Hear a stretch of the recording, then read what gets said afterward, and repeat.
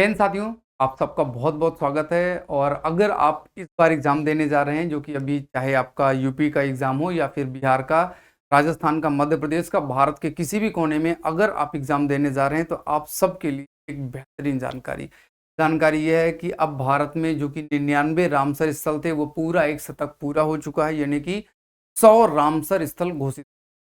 आज से 10-12 साल पहले मात्र 24 राम स्थल हुआ करते थे। हम लोग जब तैयारी करते थे तब भी 24-26, हम लोग 26वां याद करते थे कि भाई गुजरात में 26वां बना, गुजरात में 26।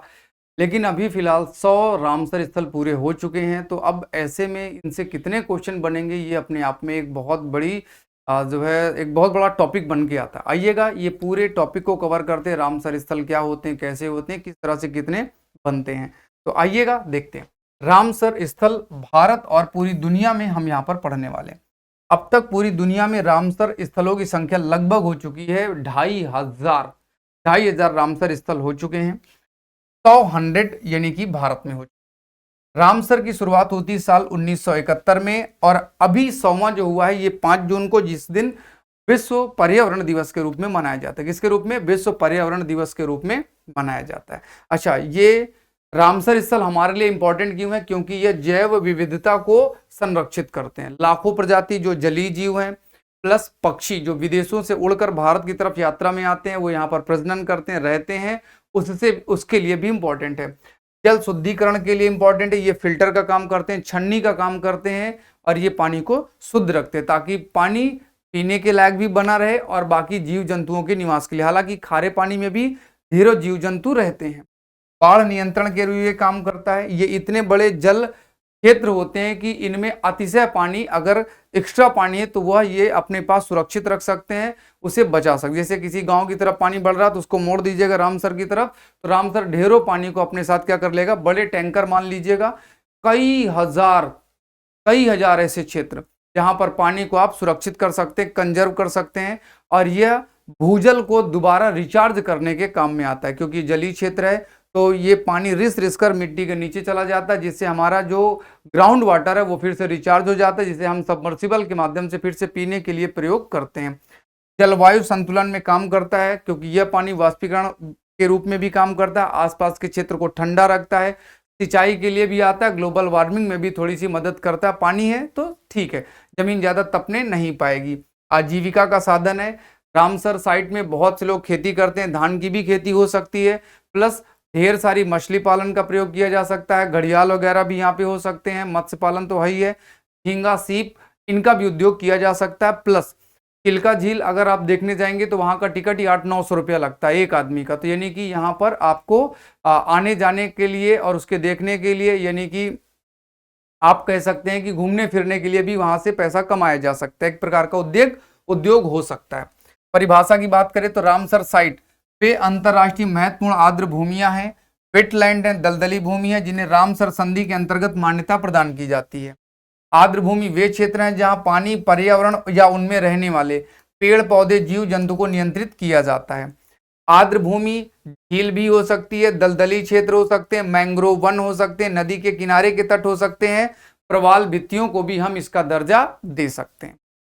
आगे बात करते हैं। शुरुआत रामसर में पूरे दुनिया के दलदली क्षेत्र के संरक्षण के लिए 2 फरवरी 1971 को रामसर सम्मेलन होता है। ईरान के रामसर शहर में आर्द्र भूमि संरक्षण पर अंतरराष्ट्रीय संधि पर हस्ताक्षर किए गए। यह संधि 1975 में लागू की। साल 1974 की बात करें तो विश्व की पहली रामसर साइट ऑस्ट्रेलिया का कोबोर्ग पेनिनसुला नाम से जगह है, जलीय क्षेत्र है। दुनिया की पहली आधिकारिक रामसर साइट की मान्यता प्राप्त करती ऑस्ट्रेलिया। 1981 में भारत की पहली रामसर साइट उड़ीसा का चिल्का झील, राजस्थान का केवलादेव पक्षी अभ्यारण्य बनाए गए। दोनों को एक साथ भारत की पहली रामसर साइट की मान्यता दी गई। 2002 से कॉप बैठक यानी कि कॉन्फ्रेंस ऑफ पार्टीज, जो लोग रामसर सम्मेलन में हस्ताक्षर किए हैं उनकी बैठक हर 3 साल में रामसर की बैठक होती है। रामसर साइट पर जो भी संस्थाएं हैं, जो भी देश हैं, वो सब बैठक करते हैं। 2022 में जिनेवा स्विट्जरलैंड में बैठक इसकी हो चुकी है और अभी इस साल की जो आगे होने वाली उस पर चर्चाएं चल रही हैं, हो जाएंगी तब हो जाएंगी।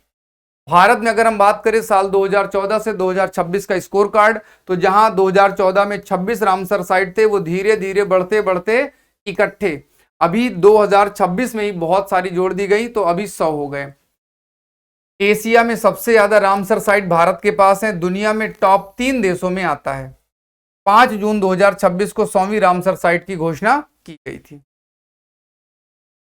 100वीं रामसर साइट है कौन सी? जयप्रकाश नारायण पक्षी अभ्यारण्य सुराताल, जो कि बलिया जिला उत्तर प्रदेश में है। प्रधानमंत्री मोदी जी ने भाषण दिया है कि रामसर साइट के मामले में 1 शतक।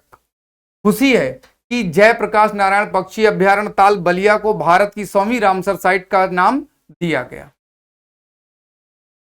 कुछ और दुनिया की भारत की झीलें, जैसे चिल्का उड़ीसा में है। पहली रामसर साइट एशिया की सबसे बड़ी तटीय लैगून है, उड़ीसा के तट पर नमकीन खारे पानी की है। केवलादेव राजस्थान पहली रामसर साइट, 230 से ज्यादा पक्षी प्रजातियां देखने को मिलेंगे। सुंदरबन पश्चिम बंगाल में सबसे बड़ी रामसर साइट, लेकिन कौन सी? यहाँ डेल्टा भी है। वूलर झील जम्मू कश्मीर भारत की सबसे बड़ी मीठे पानी की झील है, मॉन्टेक्स रिकॉर्ड में दर्ज होने की संभावना से है। लोकटक झील उत्तर पूर्वी भारत की सबसे बड़ी मीठे पानी की झील, नॉर्थ ईस्ट में मणिपुर में, यहां पर मिलेगा केम्बुल लामजाओ नेशनल पार्क। सुराहताल 100वां है। सुराहताल कौन सा है? 100वां है सुराहताल, 100वां है सुराहताल, भारत की 100वीं रामसर साइट सुराहताल बलिया जिला। अब बात करते हैं मॉन्ट्रेक्स रिकॉर्ड का मतलब क्या है। जैसे मान लीजिएगा कोई दलदली क्षेत्र है, कोई जलीय क्षेत्र है, उसका आकार धीरे धीरे घट रहा है, उसका आकार धीरे धीरे घट रहा है, तो उसके संरक्षण के लिए उसका नाम डाल दिया जाता है मॉन्ट्रेक्स रिकॉर्ड में, ताकि वह उसके संरक्षण के लिए इंटरनेशनल लेवल पर जो मानक है उनको तैयार किया जाए। तो इसके लिए लोकटक झील, केवलादेव और वूलर झील ये अभी रामसर के मॉन्ट्रेक्स रिकॉर्ड में है। चिल्का झील भी इसमें थी, लेकिन चिल्का झील को हटा दिया गया क्योंकि अब उसका संरक्षण हो चुका, अभी उसमें कमी नहीं आ रही है। तो लोकटक झील, केवलादेव और वूलर झील जम्मू कश्मीर, इनमें दिक्कतें थी। लोकटक झील जल स्तर में उतार चढ़ाव की वजह से जलकुंभी जो कि पानी का दुश्मन है, केवलादेव जलापूर्ति में कमी, पशुओं की अस्थिचारण की वजह से, वूलर झील में अतिक्रमण गाद भराव की वजह से पानी की मात्रा कम हो रही है। इसके लिए क्या बनाया गया?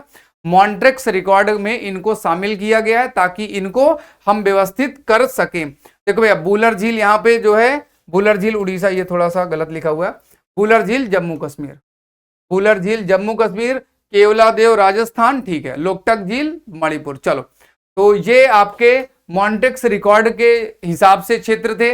अब सबसे ज्यादा सबसे कम की बात करें तो सबसे ज्यादा 20 साइट तमिलनाडु में है। तमिलनाडु में कितनी साइट है? 20। उत्तर प्रदेश में 13 हो चुकी हैं। सबसे बड़ी साइट सुंदरबन है, सबसे छोटी साइट रेणुका HP, सबसे छोटी साइट रेणुका, ये याद रखेंगे, हिमाचल प्रदेश में। राज्य के हिसाब से सबसे ज्यादा आपको याद रखना है तमिलनाडु, उसके बाद उत्तर प्रदेश। रामसर से जो भी क्वेश्चन पूछे जाते हैं, आई होप हमने इस छोटे से वीडियो में कंप्लीट कर लिया है। फिर नई कोई सूचना होगी तो मैं आपको फिर से सूचना जरूर उपलब्ध कराऊंगा। बाकी दिन भर आप लोग जुड़े रहिएगा केजीएस के प्लेटफॉर्म से। आप सबका बहुत बहुत धन्यवाद। Thank you so much. Tata, bye bye and take care.